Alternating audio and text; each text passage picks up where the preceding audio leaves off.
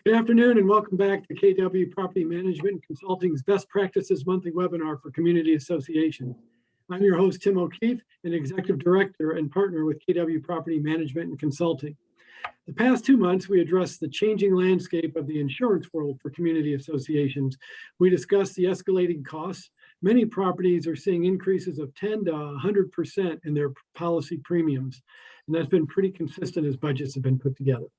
Almost 2 years ago, we hosted the very first KWPMC webinar to address the global concern that we knew very little about, COVID-19. Today, we will go back to that topic that changed the way we've lived our lives for the past 2 years. We will focus on the resurgence of the COVID virus and the Omicron variant and how that is once again affecting association living. We are delighted to be joined by our very first webinar guest. But before we jump into that, the heart of that discussion, I want to provide a quick update. Since our last webinar a month ago, we've celebrated multiple holidays. I hope you all enjoyed your time with family and friends and stayed healthy. CDC approved offering booster vaccines for children 12 to 15 years old within 5 months of being fully vaccinated. Since the pandemic took hold of the US and business and schools started closing in March of 2020, we've seen 2 variants of the virus. Delta variant was deemed more contagious than the original Alpha variant. And in mid-November, the Omicron variant was identified in South Africa. It didn't take long. The Omicron variant began to spread very quickly across the country. To help with the surge of testing, just today, the federal government launched a website to sign up for free COVID test kit that includes 4 individual tests. Each American household can order their kit. I tried this morning, and it's very easy to do and just takes a few minutes. You can visit that website at covidtest.gov. That's covidtest, plural, test.gov. The administration also announced it will make 400 million N95 masks available to Americans for free starting next week. These masks will be available at local pharmacies and community health centers, so look for the news on that. Today, 63% of Americans are fully vaccinated, and a little over 64%, or almost 14 million Floridians, are fully vaccinated. We have a great panel of experts today. If you have a question, please find the Q&A icon at the bottom of your screen and type in your question. We did get some questions in advance today, so we'll ask those questions as we move through our session today. We will do our very best to get through all your questions. Let me preface our discussion today by recognizing that there are many differences of opinion on the best approach to acknowledge and manage COVID. We are not being political today, nor are we taking sides. We will address facts and the laws as we understand them. So with that, I want to introduce our panelists. First, Dr. Josh Lenchus. Dr. Lenchus is the Regional Chief Medical Officer for Broward Health Medical Center. Dr. Lenchus is board certified in internal medicine and previously served as chief of staff at Jackson Memorial Hospital. He is an author of several medical publications, and he can often be heard on radio, television, and KW Best Practices. He was very generous in making his 4th appearance on our program. Welcome back, Dr. Lenchus. Thank you for having me. Frank Simone is general counsel and partner with KW Property Management Consulting. Frank had his own practice for years, specializing in transactional and litigation legal services, including banking, employment law, land use, real estate, and association law. Frank's joined me before. Welcome back, Frank. Thank you. It's great to be here with you. Thank you. And Bruce Masia is a regional vice president with KW Property Management and partner with the firm. Bruce has a construction background, and his portfolio of properties includes dozens of properties that have gone through 40-year recertification processes and many COVID protocols. Bruce has been on many webinars with me. Welcome back, Bruce, and thank you. Thanks for having me, Tim. Okay, so we have poll questions. You can respond to the poll questions during the webinar. And if you have any questions for our panelists, as I mentioned, please type those in at the Q&A icon that you see on your screen. Dr. Lenchus, let me get started with you. So it's been several months since we last had you on the program. And when we started all of this, you were on our very first program, and we've done 32 of these now. So this is your 4th time out of 32. So you're one of our most frequented guests on the program. So thank you for being back. And wanted to just check and see, how are you doing? with the resurgence of COVID, and how's the hospital doing handling patients coming in? Yeah, thanks for having me back, Tim. It's always a pleasure to speak to you and your colleagues. I'll tell you, it's been a hell of a run for the last 2 years. The healthcare force, I've never seen a healthcare force more resilient, despite the fact that the data show probably 1 out of 5 folks in healthcare are moving or retiring or winding down. The fact is that the rest, the 80% that remain, are really doing Herculean efforts every day, and the healthcare system in this country is better off for it. So are you seeing more people opting out of healthcare because of COVID, or do you see more people, just kind of drilling in and saying, I'm going to fight this thing and get through this? I think we see people in both buckets, really. We see folks that were perhaps considering retiring or moving on to some non-clinical role. I think that the first year and a half of COVID really poured gasoline on that fire for them, and they've opted to get out. Burnout and PTSD. We have situations like that in the healthcare field as well that COVID really exacerbated. So I think to that extent, we've lost some good people out of that, which causes a crunch, obviously, in the demand for healthcare in the country. And then we have other guys that are getting out of training and are eager to jump in with both feet. So it's a balancing act. I've got a niece that just started in her residency at Ohio State Pediatrics Center, and I think she's lost about 10 pounds and looks tired every time I see her. So that's what she's working really hard. So I know you guys are all in this together, and you're doing everything you can to try to keep people healthy and get them back on their feet. Absolutely. COVID became a real concern for us Americans in about March of 2020. And I remember everyone just started shutting down. My son's school shut down around the 19th of March. So for you, it was probably a little bit earlier because the run up was probably more prevalent from the healthcare side. But we've had the original Alpha strain. We've then moved on to the Delta variant this past summer, and now the Omicron variant is sweeping through the country. We've learned a lot about COVID in the past 2 years, but what do we know now about how it spreads and how these variants what causes a variant to happen, and what's been the impact of Delta versus Omicron? There's maybe too many questions in there, but I know you get the idea. Yeah, so I'll try to unpack that, and I won't bore the audience with too many microbiology and epidemiology answers, but in a nutshell, the COVID is an RNA virus. There are RNA viruses and DNA viruses, and RNA viruses, by their very nature, mutate constantly. They're constantly coming up with different mutations to the environment, to their surroundings, to medications, to people. And so the mutation of COVID-19 is not something that is at all surprising. In those mutations that are constantly happening, once in a while, it'll spin off a variant or a mutation that we're concerned about. Many the ones that you're talking about, 2 or 3, 4 different variants or so that we've dealt with in a worldwide pandemic here. That's maybe 1/100th or 1/1000th of the number of variants that this virus has mutated into. So not all mutations are bad. Some of them are sort of self-fulfilling prophecies where it sort of burns itself out. It's nothing to do anything about, and others wind up being the Alpha, Delta, or Omicron, or whatever's next. So the mutation point, I don't think is something that's concerning. I think as it mutates, we look at it to assess whether the mutation is something that we should be concerned about or not.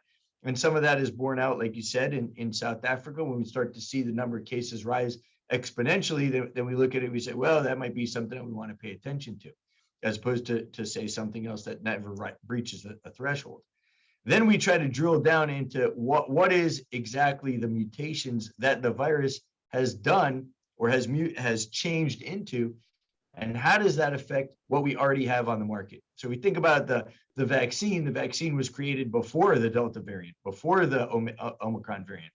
So the Delta variant, the vaccine was really earmarked toward that spike protein, which is sort of the attachment, the fishing hook, if you will, where the virus attaches to our natural cells. Now, there's all kinds of variations that can happen. And the question is whether the vaccines will remain effective during these multiple changes that can occur. The thing that brought Omicron to the forefront over, say, Delta was in the sheer number of changes in that aspect of the viral particle. So there were a lot of changes in there. So people got very concerned that because of the number of changes compared to, say, Delta that only had a handful, that might relegate our current therapeutics, our approaches, our treatments to be ineffective. Here we are about 2 months later into the Omicron wave. And what we found that while some of the therapeutics, some of the treatment options that we have may not be quite as effective as they were during Delta, they certainly retain effectiveness. As an example, we look at the vaccine. The vaccine has been, people are questioning the vaccine's efficacy. I can tell you at my health system, I've watched the data since the beginning, since December of this wave, and sort of consistently about 80% of the people that are hospitalized because of COVID are not vaccinated. And that tells me that the vaccine is in fact doing what it was billed to do. Remember, the vaccine, I think this is an urban myth, Tim. You know, I talked to a lot of people, as you can imagine, and many people ask me, you know, if the vaccine's so effective, why did I get COVID? Listen, I'm not trying to be rude or demeaning at all when I say this, but the vaccine is not a prophylactic. It doesn't prevent you from getting the infection. In fact, it was never built that way. It was really built to prevent severity of illness, hospitalization, and death. And I think that's what we're seeing here. And so, you know, I first heard about the Omicron variant in South Africa, and it seemed like 10 minutes later, half the United States had it.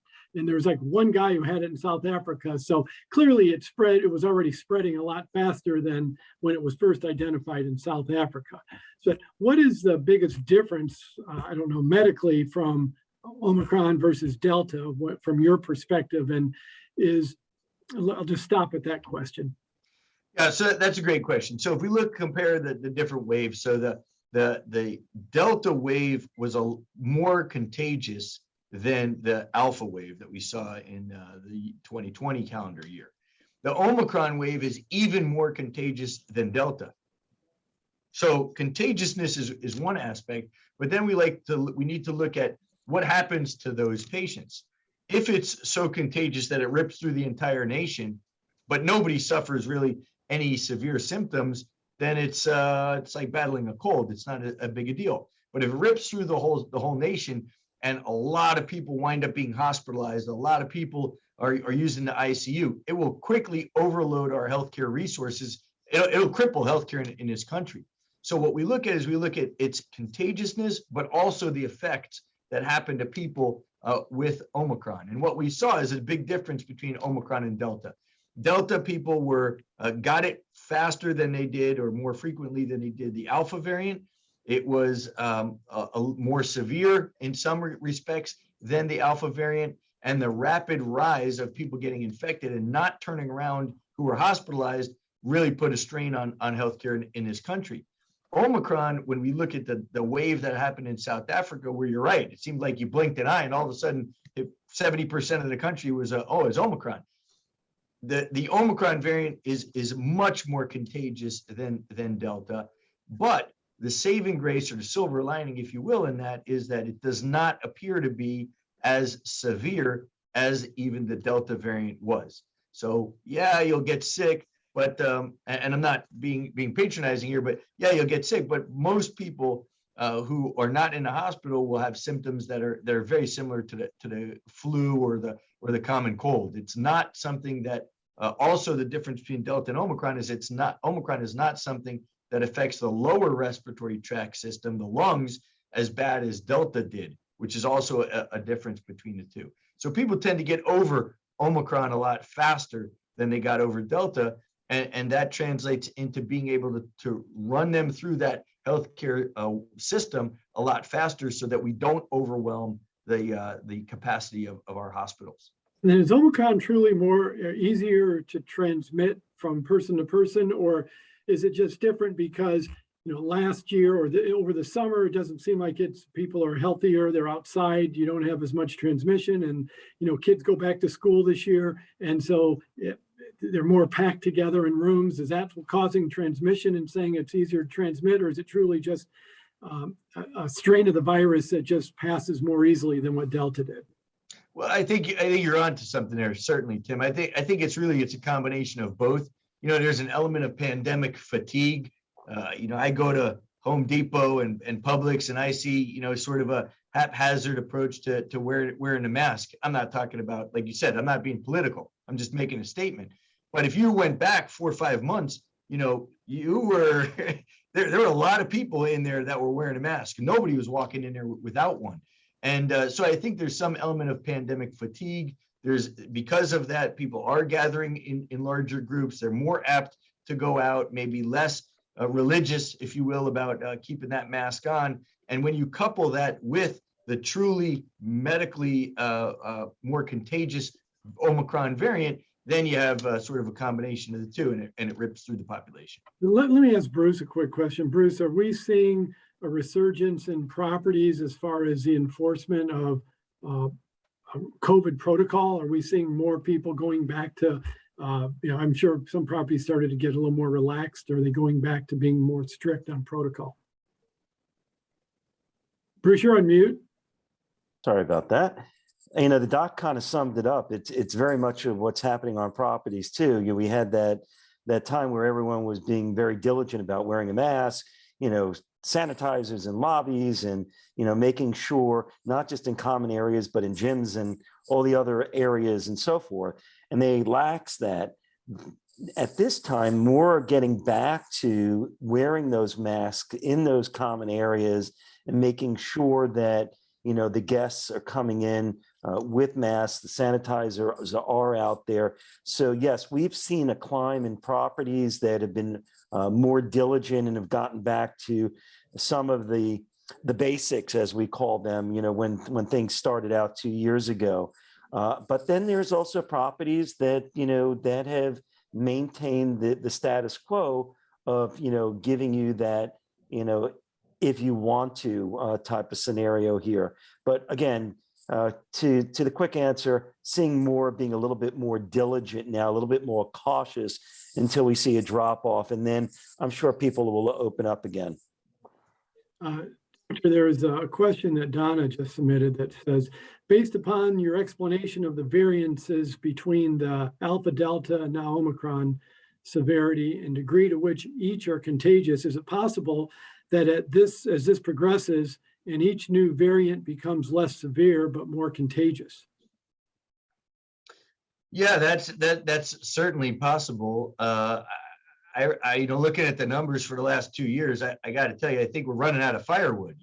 I don't know. You look at 9.6 billion doses of the vaccine that have been given worldwide, and then on top of that, you look at the hundreds of millions, almost 350 million people in the world that have been infected.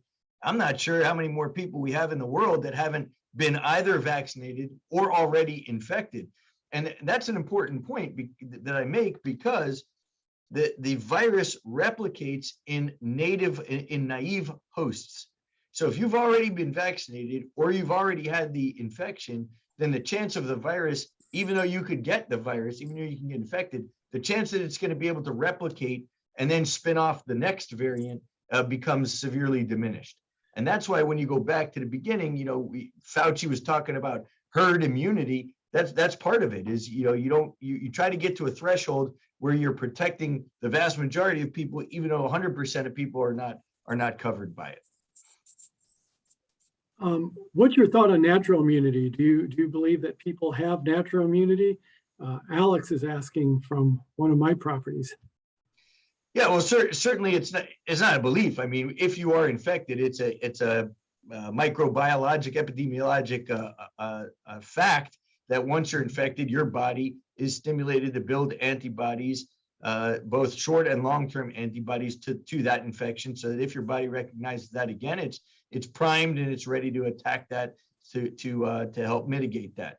The question really, I think that Alex is asking is, or I'll spin off of that question that Alex is asking, we know that people who have natural infection or natural immunity from a native infection, we know that there's some period of time that they're covered. What we don't know is we don't know how long that period of time is, and we don't know if they're covered to the same extent to the different variants. We also know that if we take people who had the infection naturally, and then we add on top of them the vaccination, we know that their antibody levels are higher than either of the two groups alone. So if you just were vaccinated and you looked at the antibody levels, or you just had the infection and you look at the antibody levels, the combination of the two really is the most protective. And that's why I think the CDC made its guidelines to say, just because you had the infection once doesn't mean that you're completely out of the woods and you can't get a different variant, or that you should not get the vaccine. Do you still recommend masks? Are masks still an effective way to prevent the spread or getting the virus? Yes, yeah, absolutely. Although I think now with this variant, I think we moved away from the cloth masks. The cloth masks don't filter the smaller particles, so the large particles are okay with a cloth mask. But what we've seen with Omicron, again, I think another variable that went into the contagiousness of Omicron is the fact that there were a fair number of people that were wearing cloth masks. They were told to cover their nose and mouth, and frankly, we see that the cloth masks are not nearly as beneficial as, say, the N95s that are coming down the pipeline, or a regular surgical or procedure mask.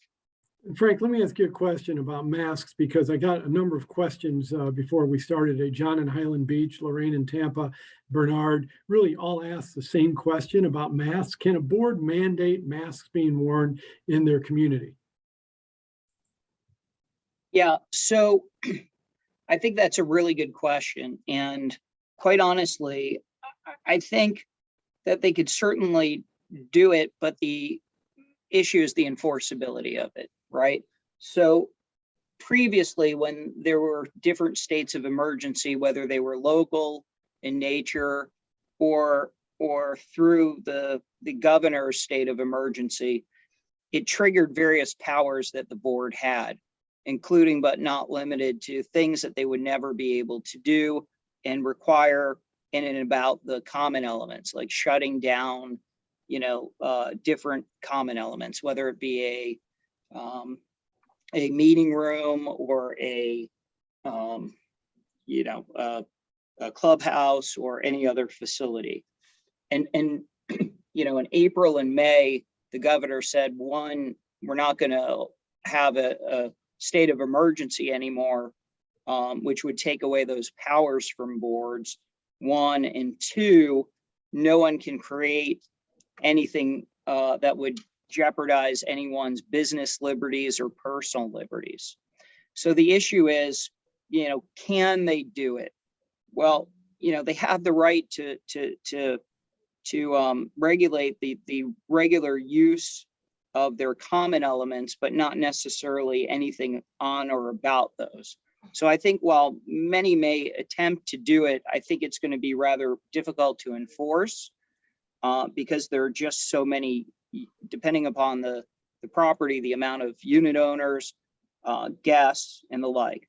I mean, the only argument in favor of that would be the fact that it would be private property, right? Other than guests who are able to come. But I think they'll have a very hard time in enforcing it. And I have a hard time thinking that any enforcement is a monetary fine would be enforceable at some later time. So while I think some may try to do it, I think they'll have a hard time, one, enforcing it and the remedies for it as well. Boards can be more restrictive than the law, but not less restrictive than the law, correct? They can, unless it's completely preempted. In this, in our state, the governor has really done all that he can to preempt and to also not require masking under the concept of civil liberty. For example, no school can require masks for students. Certain businesses no state agencies as well, or municipalities as well. So while you can do certain items, as long as it isn't preempted. So again, I would caution boards who want to do that to speak to their association attorney to see whether or not they should do it or are legally able to do it. And if so, really, what is the enforcement mechanism, which to me is always the most important issue. So it's been interesting because for years and years in our business, everybody's questions were about pets and what you can do for the pet rules. And then last year it became pools. But what are the rules around pools? Now it's about masks. So today I've got probably a dozen questions and various questions about masks. Walter is in Villas by the Sea is actually asking about, can boards mandate that board meetings are only held virtually? So that's a really good question. So under the emergency powers, they could be, but once the emergency powers were lost, which we informed all of our associations would be the case in early May, we actually signaled back in March and April that we thought those emergency powers would go away because the governor would, one, no longer allow for his state of emergency to exist, and he also preempted all the localities. So in other words, no local government could have a state of emergency with regard to COVID. Once that occurred, we signaled it about 60 days, our expectation that would happen, and therefore you couldn't. As a matter of fact, while the governor has not said anything specific on associations, by merely taking that state of emergency away, those emergency powers left. Now I can tell you in connection with local governments, he actually issued an order saying that they specifically could not do it. I mean, they have inherent police powers, just like the state does, different sort of from the federal government, but the answer is no. You have to have a state of emergency to trigger those emergency powers, including, where you have meetings, how you have meetings, and the like.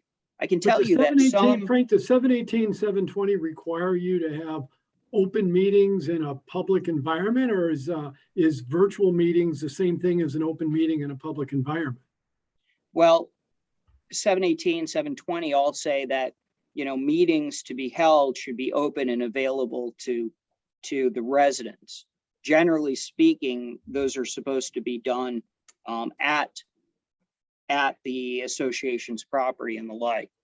One of the ways that I've seen certain associations, thinking outside the box would be to have a quorum on site of board members, and then to have a virtual portion as well. So while you satisfy the law of having your quorum at the property where the regular meetings would exist, you can also have a hybrid insofar as allowing residents who are not there to also be included.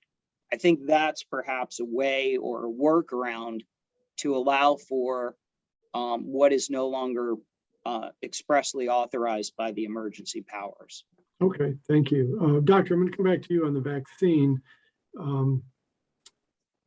I didn't stay at a Holiday Inn Express last night, but I do look at Google. So forgive me if I sound like I know what I'm talking about, but as I understand it, the COVID vaccine was created using the messenger mRNA. You talked about it being an RNA virus. That technology teaches our cells to make this harmless protein from the virus that triggers an immune response that protects our body from getting sick with COVID. So the immune response produces antibodies to protect us if the actual virus enters our body. So a vaccinated person would identify the live virus if exposed to it and provide protection against it, thereby avoiding serious illness. That's kind of the logical progression of what that's all about. And you talked about the spike protein. That spike protein kind of lays on top of our us, and it gets disposed out of our system. The RNA protein gets disposed out of our system within a few days of getting the vaccine.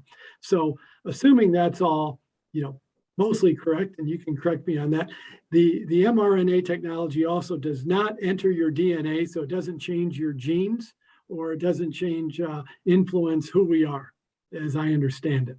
So that's just as simple as I can try to make it from a neophyte in discussion of what the mRNA technology is. So exactly how effective is this vaccine once we put it into our system? How effective is it? And Helene asked a really good question. She's saying, how long will it take before it wears off? Yeah, so it's a great question. I don't know what Dr. Google you read there, but that is a very, very good summation of how the messenger RNA works. And you're right. The only thing that can change your genes is if you put on a different pair of pants, I guess, in the morning. This doesn't have anything to do with changing your DNA at all. And many people have already taken the vaccine, and I haven't read anybody growing a third eye or getting antennas or whatnot. So I think that's an urban myth. The vaccines were billed as being 95% effective, both the Pfizer and the Moderna, with a couple of percentage points here and there. It's probably closer to about 90%, I think, is what we're seeing in terms of their effectiveness throughout. When it wears off is sort of debatable to some degree by who you read, but I think the general consensus is somewhere around 5 or 6 months after your 2 doses of the Pfizer, or your 2 doses after the second dose of your Pfizer or Moderna. After about 6 months, your antibody numbers start to wane. And at that point, that's why there is a recommendation that those folks get a booster at least 5 months after that second dose, so that it boosts the antibodies back up. Now, some ask, well, if the booster, is that commensurate with the booster? Is the booster going to only last 5 or 6 months? I think the jury's kind of out on that right now, since boosters have only been available for a short period of time. The science is still coming in order to assess the length of the booster. If I was looking at a crystal ball, I know you didn't ask me to prognosticate here, but if I was looking into a crystal ball, I would imagine that to some degree we would need, I don't think we're getting away from COVID at all, but I think that this will be ubiquitous in the environment. I think that we're going to need a booster. Now, whether it's an annual booster or every other year booster, I think that remains to be seen. But I'm not at all surprised that the CDC, the middle of last year, came out with the recommendation to give folks boosters. How is the vaccine, the COVID vaccine, different from just an annual flu vaccine? Because a lot of people get flu vaccines. Is there, and people don't seem to have a problem getting that, but a lot of people seem to have a problem with the COVID vaccine. So is there a difference medically in the 2 vaccines? Yeah, I think there's a couple of differences between the vaccines. One is that the influenza vaccine that we take this year is really a compilation of looking back at the epidemiological studies of what comprised the influenza seasons over the last 5 years. And they look at those strains and they put that together, and that's what's in our annual influenza vaccine that may or may not hit the mark. So nobody knows what strain is going to come next year, but they try to put together their best guess on putting that out there. And sometimes it's more effective than others, and that's why. So if they hit the nail on the head, then you'll get a vaccine that's 80%, 85% effective. If they don't, then you wind up with 40 or 50% effective. So that's number one. Number two is the influenza vaccine is an attenuated or portions of the influenza virus itself that are killed, and that's what's injected into us when we get the flu vaccine. So many people say that they suffer, that the flu vaccine gives them the flu. Well, they're not wrong. I mean, it does. It's a minuscule amount, and it is aimed to do exactly what you said at the outset of the question, and that is to prime your body to recognize that but your body ever encounters it again, so you mount a profound immune response and you don't suffer severe illness. The COVID vaccines that are out there it's not possible to get COVID from the COVID vaccine. Like you said, these messenger RNA vaccines, induce our body, they give the instructions of that spike protein to our own cells that then produce it so that we mount an antibody response to that protein. That's not COVID. That's just that's just the attachment molecule that if our body recognizes that the next time, then that's what it's going to mount a response to. So any change in that spike protein along the different iterations of variants, that's why people are concerned. Well, what about the vaccines and its effectiveness? If it was only built to do this and that changes, then that would impede the effectiveness, if you will, of the messenger RNA. Is your immunity stronger if you had COVID? Let's say you never had the shot, you had COVID, you recovered from it, versus, so you now build a natural immunity versus having received the vaccine, and who's got a stronger immunity? Is there any kind of proof of which one's stronger?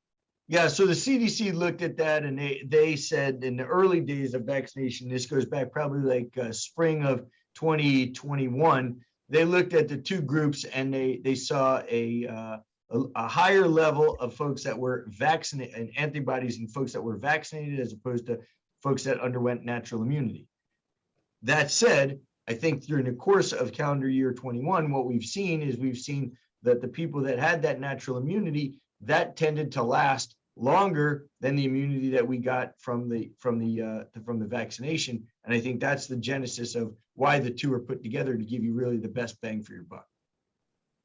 And I don't know if I dreamt this or if I read this someplace, but I thought I read somewhere that the Pfizer CEO said that the vaccine isn't as effective for the Omicron, and they're going to come out with a new version of that vaccine by March. Is that something that is accurate? Yeah, so the data that really the world follows for Pfizer is Israel. Israel vaccinates its population only with Pfizer. Israel was the first country to begin the vaccinations in November of 2020. So they were the first ones to the puck, if you will, and they've vaccinated the vast majority of their population through a whole host of measures. So all of the data comes out that it comes to us about the Pfizer vaccine is really predicated on Israel leading the world. And the data that from Israel, the data about the Pfizer vaccine was that it was about 60% or so effective against Omicron. Now, again, that's not to say that there's no effectiveness in getting the vaccine, and that's why we continue to tout the vaccine. But you're right. Pfizer is working on a new formulation of the vaccine that they anticipate to be released in March that will target Omicron and potentially future variants of COVID. Great, that sounds great. Frank, I'm going to come back to a question that Helene asked again about, and I think I know what your answer is going to be, but people don't want to get in elevators with unasked people, so can't they mandate that in a building? Well, again, I mean, the board should probably talk to their attorney. I think that while, even if they did mandate it, the issue would be the enforcement of it, right? And while they may do that, I think the folks who are unmasked will stay unmasked, and probably the board, depending upon its rules and bylaws, probably will not be able to or would have a hard time enforcing that. So, I mean, most of the buildings, as I've seen, will have like CDC reminders that the CDC recommends that people wear masks, both vaccinated and unvaccinated persons, indoors, right? Again, could the board do it? Sure. What's going to stop them? Do I think it's enforceable? I think it'll be very challenging for them to enforce it. So Bruce, Susan's asking a question. It sounds like she may be in a property that's got quite a few renters, but she said the board, what can the board do to restrict entry into the building's common areas, because they're facing large groups of people coming in for parties in some of the different units, and the owners are starting to revolt against the board, who's attempting to limit the number of guests they can have. So are you seeing any kind of people adopting stricter rules with guests coming into properties? Yeah, it's pretty much what Frank, said also. I'll just echo. We've had boards that have tried to put policies in place. How enforceable they are is, again, how, these people are going to react to, the policies they have in place. Some are going to be more accommodating, some are going to be very irate, and that's what we've seen. We've seen quite a few associations try to shut down some of their amenities again, go back to, gyms, let's just say hypothetically gyms, making reservations for them, wearing masks in them and so forth. But again, I'm going to echo what Frank said in regards to, how enforceable is it? You definitely should seek the advice of the association attorney to give you some guidance. We've also gotten, a number of associations that put activities on or still doing activities or requesting, can I enforce to, for an association, a member, a resident or guest to show a vaccination card? Is that something, that could be enforceable? Or could we ask them to show a test, 24, 72 hours before? So all of this, again, I would definitely, seek the advice of your attorney before you put any kind of policies out there. Know what you're up against so that at least you know how your on-site team is going to enforce that and if they can enforce it. Yeah, I would have to argue that they could not limit the use of certain amenities. Right. I mean, it's very clear to me that once the governor's state of emergency was rescinded, that those limited powers that association boards had, that they could limit the amount of persons, they could limit access, they could shut down amenities and the like, has ended. Now, that doesn't mean that an association doesn't have the right to enact rules for the use of their common elements, right? So you could certainly, a board could certainly restrict, the hours of the pool, the hours of the gym, as long as they're reasonable. Also put restrictions on how many folks you can have as guests at the pool or the common elements, the amount of trainers or guests you could have on certain common elements, right? I mean, the board has not lost its ability to govern the use of and establish reasonable rules for the use of its common elements. But there are certain things that they just don't have the ability to do that we once did under the emergency powers authorized by statute. Frank, Don is asking if you know of any cases that are being litigated right now that are a direct result of the board or communities handling COVID protocols. Yeah, so there are a number of arbitrations at the moment that do and are addressing some of those issues. Obviously, they're on a case-by-case basis, but yes, there are. And the ones that occurred while the emergency powers were available are a completely different result than what we have, potentially now. For example, could a board require everyone to use or wear a facial covering in common elements, right? I mean, that is a potential item that one, the board could relate to or resort to, and two, someone could argue that it's an unreasonable restriction, and moreover, that restriction is in conformity with some of the orders and legislation in the state of Florida where, mask mandates are not permitted in certain areas and certain liberties that folks have according to our legislature and our governor. So I think while the boards may certainly try that, and may certainly want to resort to that, it's understandable. It may not be consistent with present law as it exists, or may be determined to be unreasonable by an arbitrator. Now, I can tell you, managing the amount of properties that we do and being so large, we have the opposite. We have boards who have wanted to prohibit the use of masks for all persons as well.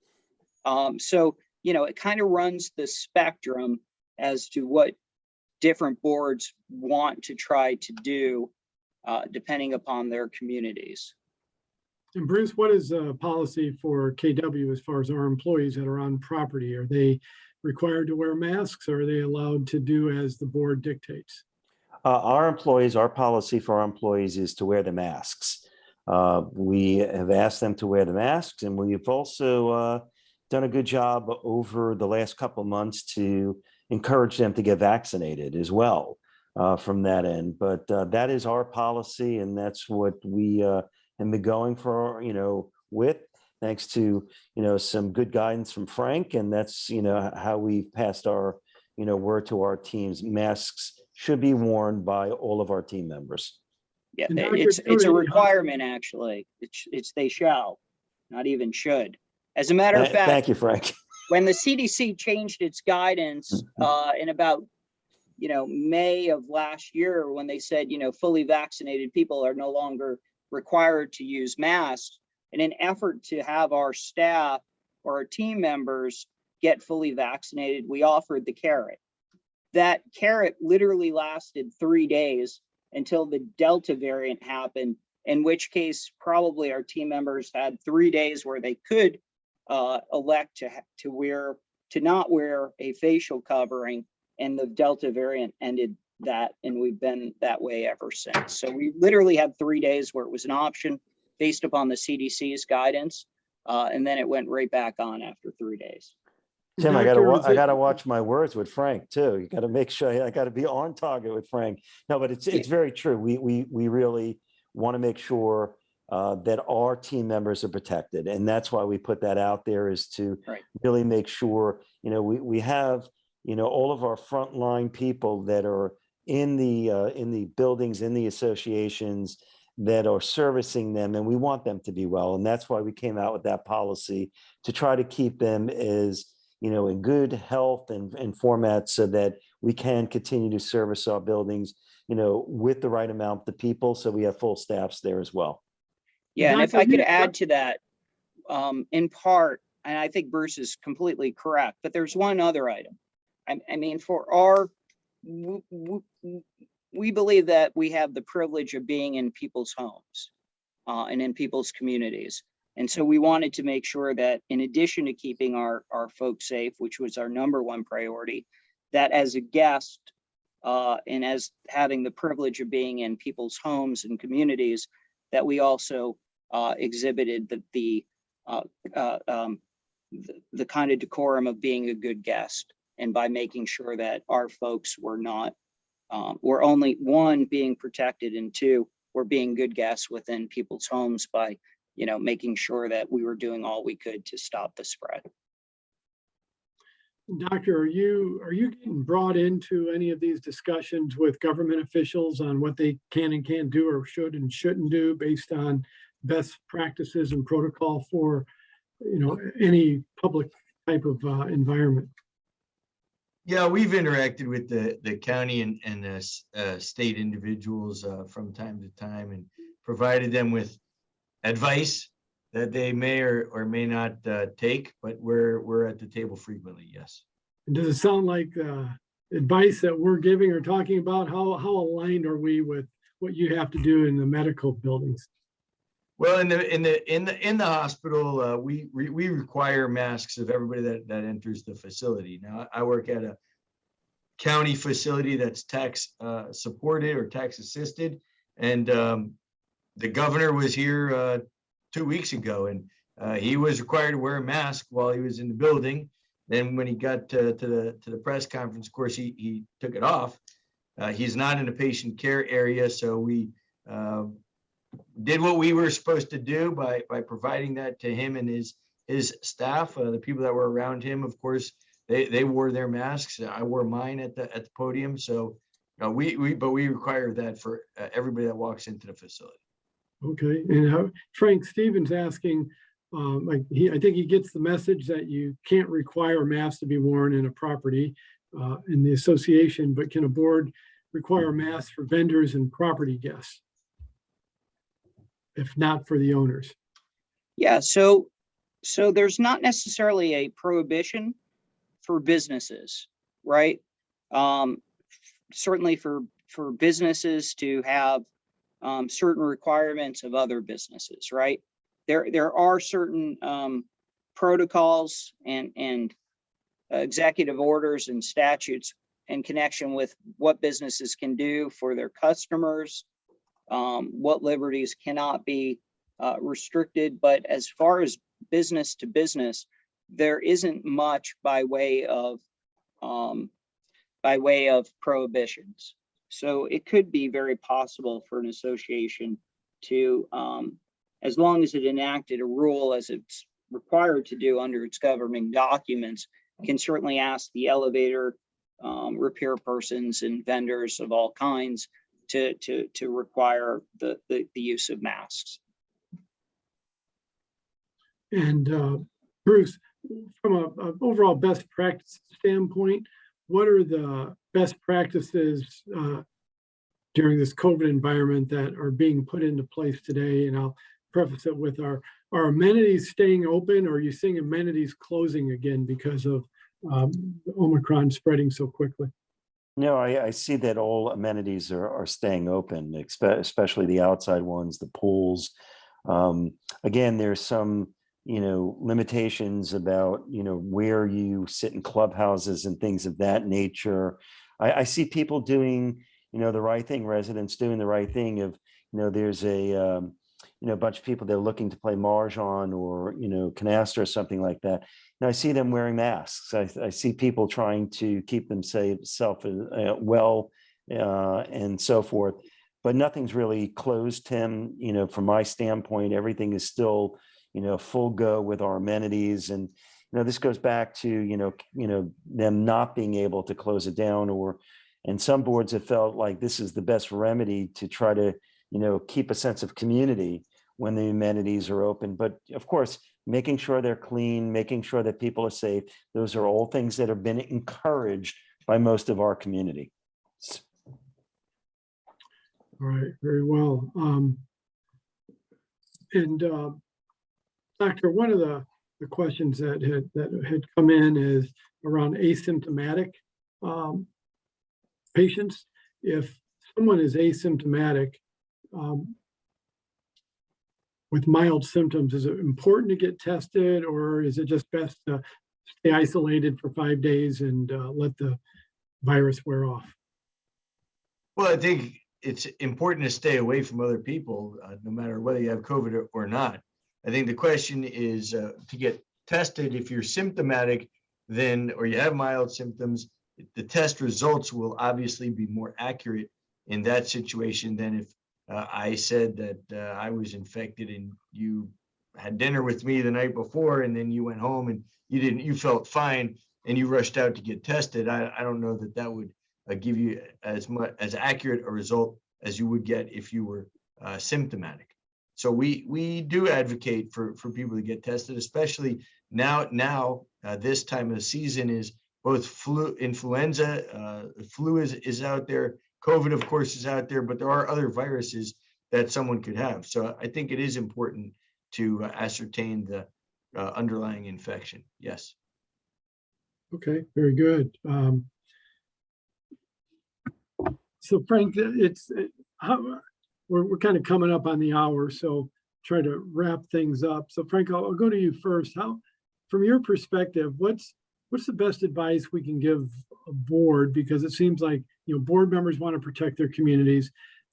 Enforcement seems to be, the most common way to try to make that happen, but it seems like enforcement is somewhat limited. So what could we recommend to a board to be able to hold safe board meetings, keep their property safe, and not have, try to limit the amount of exposure somebody's going to get to a potential person standing next to them in an elevator someplace else where they might be sick? Right. Well, I was actually at one of these very early on as to, the issue as to whether or not people living in high rises would have greater infection rates than those who live in single family homes, right? The thought was if you're touching buttons like everybody else, if you're in tight quarters, and such as elevators, you would one have more of a propensity to get COVID. And, you know, we had put in a whole bunch of safety measures, especially when we were able to do that, and recommendations and the like. And the data just didn't bear out that people who lived in high rises or were more susceptible or had higher rates of COVID than anybody else did. And it seemed to be more based upon what people's choices were and what they did. So for example, although the CDC has stopped short of mandating KN95 or K95 masks, certainly with Omicron, there's a lot of medical evidence that a tight-fitting mask, such as a KN95 or a K95 mask, helps. So certainly they can purchase those kind of masks. They can give them out to their folks, just like the federal government's doing. They can recommend very highly that people wear them, or even institute some rules as to where, you know, in certain proximities, folks should do that, make lots of recommendations and make them readily accessible. The association has the ability to expend monies for the protection of their residents in a myriad of ways. So, you know, it's certain mitigation items that they can do that perhaps would do a whole lot for the community as well. And certainly for the folks there that, you know, I saw some question with regard to how do you protect yourself in an elevator for people who refuse to wear a mask, right? And it's kind of that. They can also have some type of rules limiting the amount of people in their elevators as well. They have the right to, you know, regulate some of their common elements. So it's, I think basic common sense items that, you know, boards can highly recommend and, you know, keep the communication of, you know, what they recommend that people do and ask for, you know, constantly and consistently. Thank you, Frank. Doctor, one of the questions that came in from Walter was, what's your opinion on the reliability of home tests? Again, if you're symptomatic, I think the home test is a pretty fair assessment of whether you have COVID or not. If you're doing it like you started off, Tim, and said that there are 4 tests that could be mailed to your house. If you're going to test and you don't have any symptoms, they're not going to be quite as reliable as if you did. So hang on to them. Hopefully you don't have any symptoms. You don't need them, but more reliability based on your symptoms. And Frank, the same person's asking, what's our policy for KW? Do we follow COVID protocol, or can you take a home test, PCR test, and come back to work if you were tested positive? What do we require? So the CDC's rule, we follow the CDC's rules, and we're a little bit stricter. So while the CDC, so what our policies are as follows. If someone has symptoms of COVID, they have to be tested within 48 hours, and they have to be removed from the site, from the workplace. Once the results are provided and say someone's positive, they have to isolate for 5 days from the test date. So that's a little bit longer than what the CDC requires, which is 5 days from the day you felt sick. So we actually require 7 days. And because we require masks at all occasions, then they're still masked up after that period of time. So we're a little bit more strict than even the CDC isolation guidelines are.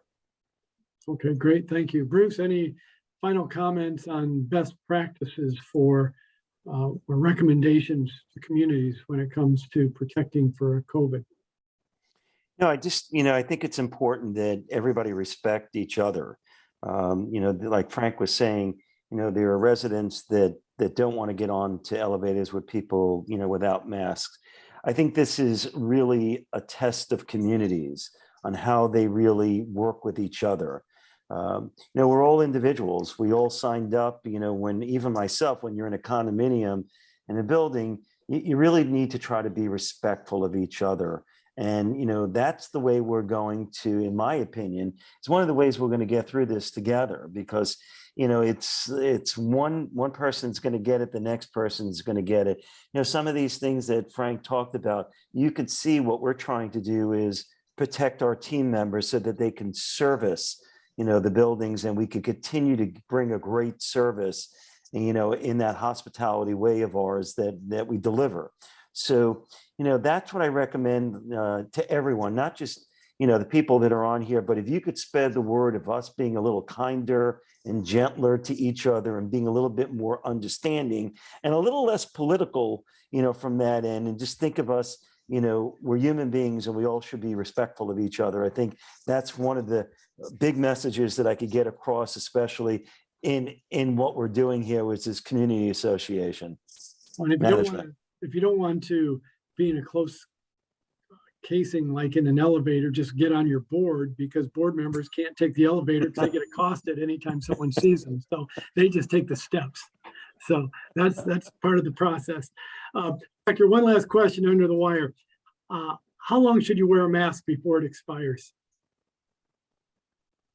Well, it depends on the mask. It depends on the manufacturer. Generally speaking, if the mask is soiled or wet, then the mask should be replaced. In the hospital, we use a mask once a day. We use it for the whole day, and then we get rid of it, and we use another mask the following day. So these cloth masks, they're not the most effective against Omicron. Well, that's way better than using your undershirt. But yeah, that's those are better. But I'm sure that there are more out there. So when the N95s come out, you should pick one up. My undershirts appreciate that. Thank you. All right, gentlemen, we're at the top of the hour, so we'll wind things up. We had a great session today. I think we did a nice job of mixing the medicine with the practical point of view. We appreciate both perspectives. I have to believe our listeners got a lot out of today's discussion, a lot of value from that today. I want to sincerely thank all of you that joined today's webinar. For those that didn't, we will send out the recorded session tonight or tomorrow. Special thanks to our panelists, Dr. Josh Lenchus, Chief Medical Officer at Broward Health, Frank Simone, General Counsel and Partner with KW, as well as Bruce Masia, Regional Vice President, Partner with KW. Thank you all. You guys were fantastic. Today's session is recorded. You can watch this broadcast again or share it with a fellow board member. You can find it on our website at KWPMC. And we also have a YouTube channel, KWPM TV. Don't forget, you can get your free COVID test kits if you go to covidtest.gov and put in your address. I think it'll take 10 to 12 days. You're supposed to get a kit with 4 tests. And I will just share this with you. Get it today don't wait until you need it, because when you need it, you can't find them. I went through that at Christmas time. My wife and son were exposed. They didn't want to get around anybody. They wanted to get tested. Everything was closed because of the holiday. So I learned my lesson. Have them in your house, have them ready to go so that when you need them, they're available, because when you need stuff, you can't find it anymore. So supply chain issues, right? We look forward to having you join us again next month in February as we continue to talk best practices for community associations, the third Wednesday of every month from 3 to 4. From all of us at KW Property Management Consulting, be respectful to your neighbors, stay healthy. Thank you so much, gentlemen. You're fantastic. Thank you. Stay safe. Bye now.